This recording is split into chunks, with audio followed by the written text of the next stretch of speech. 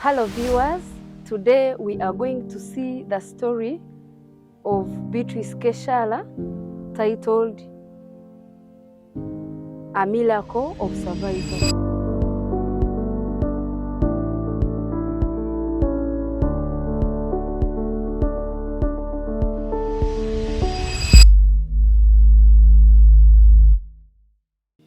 In the village of Kashenyi, Nyabitete Bwangari Rukunjiri, in the year 1983, a baby girl was born. My mother, Priscilla Nyakwela, she became pregnant like any other woman. So during her pregnancy, before it was 9 months, she became sick. And they took her to hospital and they found that she had malaria. Probably by then, pregnant mothers were not given mosquito nets like today. So she was hospitalized with malaria and she was transfused with blood because she developed anemia.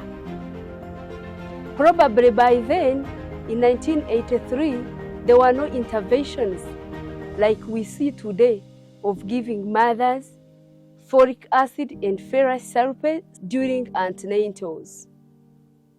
After admission, there was a midwife in that hospital who was named Sister Beatrice. So she told her, go home, but when it is 9 months, you come back and deliver from a hospital because you are a risk mother. The fact that we have transfused you and the fact that you have severe anemia. So when labor starts like this, run and come back to the hospital. So my mother went home. As she reached in the village of Kashenyi, they welcomed her. So at 9 months, labor started. And my mother, Priscilla, she told the husband, Francis Ndianabanji, that my husband, I have pain, I need to go to hospital. So my father, Francis Ndianabanji, he went running, looking for the means of transport to take my mother to the hospital. So as he brought the means of transport at home, my mother was in the bedroom with my grandmother. My grandmother was a traditional birth attendant by then. And as they had prepared everything, as they were in the sitting room, preparing to go to the hospital to deliver, my father said, let us first pray. So as they were praying, they heard a voice from the bedroom, the baby's cry. My father, out of excitement, he was happy. He went and peeped in the room and he asked, what have I delivered? They said, you have delivered a baby girl. And then he told the people that he had in the sitting room that this girl, I'm going to name her Keshara. That is the origin of my name, Keshara. Immediately after delivery, my mother started bleeding. And they had means of transport there and they took her to the hospital. But they left the baby, Keshara, at home in the village of Kashenyi because it was an emergency. Then they took my mother, Priscilla, in the hospital. As they reached in the hospital, they worked on her and she stabilized, bleeding stopped, and they had also to transfuse my mother with blood. And I was told that they did not have blood, but by then they got someone who was a close friend who had the same blood group with my mother. And thank God, my mother survived. But remember, in the village of Kashenyi, a newborn is there. And now, 2 women in the community, they started breastfeeding Keshara. They started breastfeeding her because my mother was not in a good condition. So I was breastfed by 2 women. Imagine who didn't know their HIV status.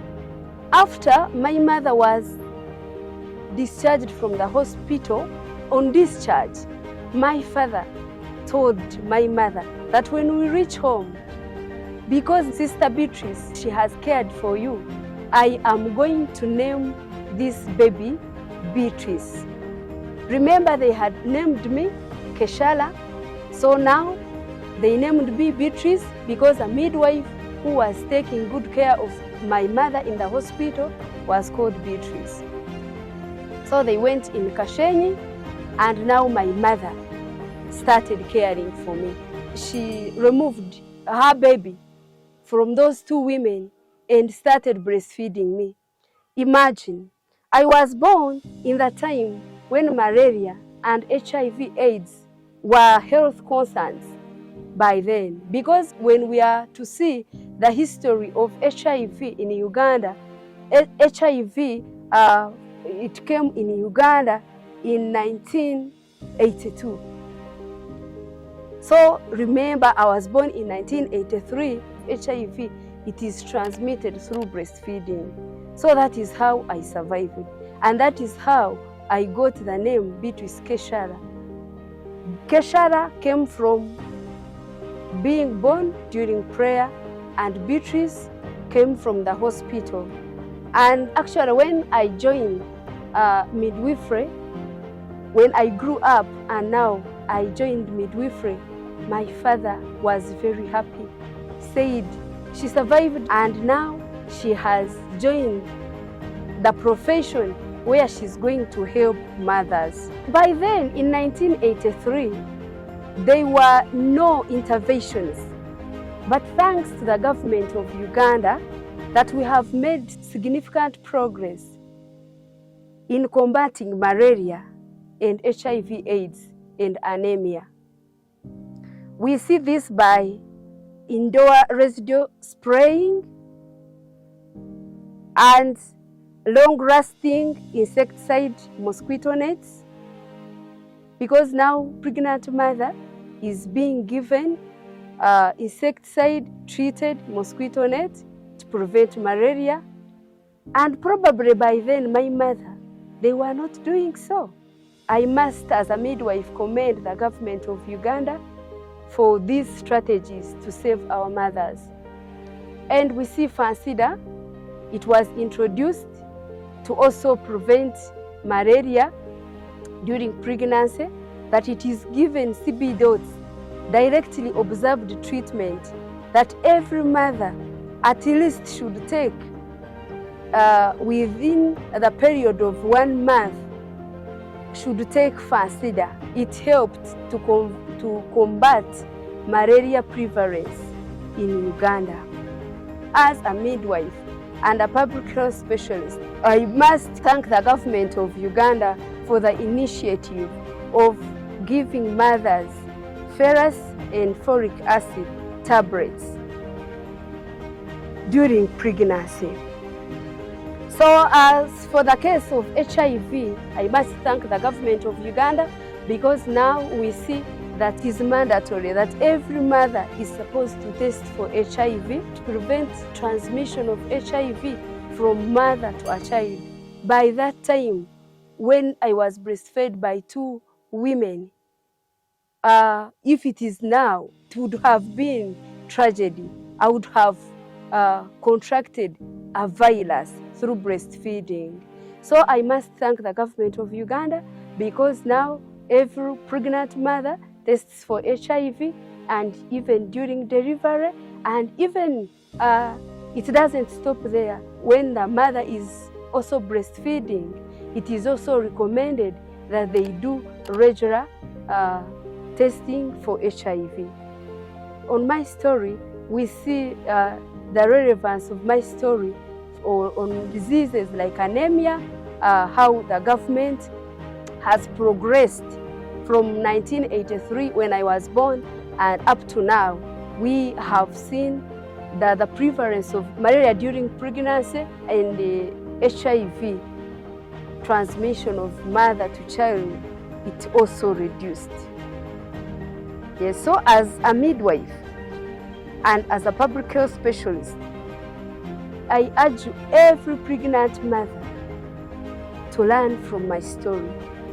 I'm telling this story to the public so that we can learn from my story.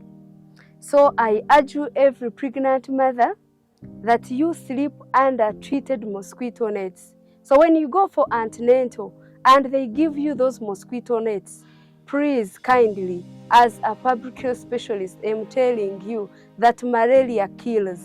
That malaria has many issues, like it can cause abortion, it can cause premature labor, it can make you to have anemia and be transfused. So sleep under that mosquito net. Take Fancida. Also take ferrous sulfate and folic acid tablets, those red tablets. Kindly take them because they are going to help you to uplift the HB levels or the blood. Because we see that most cases, if you have anemia and you are going to deliver, and every drop of blood after delivery, it can make you to have postpartum hemorrhage, actually, which is the leading cause of maternal death in Uganda. But if you took ferrous sulfate during pregnancy, then you have enough hemoglobin to keep you safe even after delivery. I'm also urging all pregnant mothers to go and attend antenatal care, because in antenatal care, that's where the health workers, they do screening and they know mothers at risk. So that if you are a mother and you are at risk, they guide you so that we can also reduce the mothers that die during pregnancy and during delivery. So breastfeeding, here I must also thank the government of Uganda, because I was breastfed by 2 mothers in this century. That practice is outdated because people were educated and now they know one mother, baby, every mother should breastfeed her baby. And as a midwife and a public health specialist, I urge you mothers to breastfeed your babies, because breastfeeding is very crucial to your babies. You're supposed to breastfeed exclusively without adding anything for the period of 6 months. Then after 6 months, you introduce other feeds. I must thank my father in this storytelling program. I want to thank my father, who actually helped in providing milk, because he was a farmer, he had food. Probably after 6 months, I was fed well, and I developed immunity to make me be a midwife and a public health specialist as I am. So I must also urge you, all of you that are listening to me, please know your HIV status. Go and test for HIV, and if you are pregnant and you're breastfeeding your baby and you don't know your HIV status within 3 months, please take that initiative, take that responsibility as a mother, because a baby to contract HIV from a mother, it is so dangerous. I have decided to share my birth story to the public so that we can learn from it.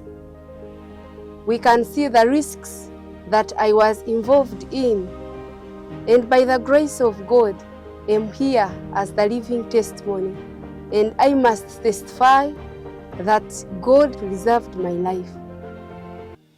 God has been faithful to me, and God made me to survive for a purpose. I am here as a public health specialist, promoting maternal health and child health through education for a purpose.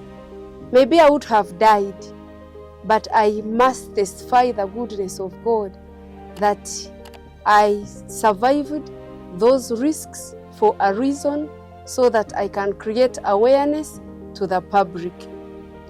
I urge all women, go for antenatals as early as 1 month. Breastfeed your babies for 6 months exclusively without giving those babies anything. Then after 6 months, give other supplements up to 24 months or longer, because breastfeeding does miracles. To the whole public, let us support mothers. Let's be the support system. To government of Uganda and other states, fund and support maternal health organizations that promote maternal health and child health, so that we can feel the Sustainable Development Goal 3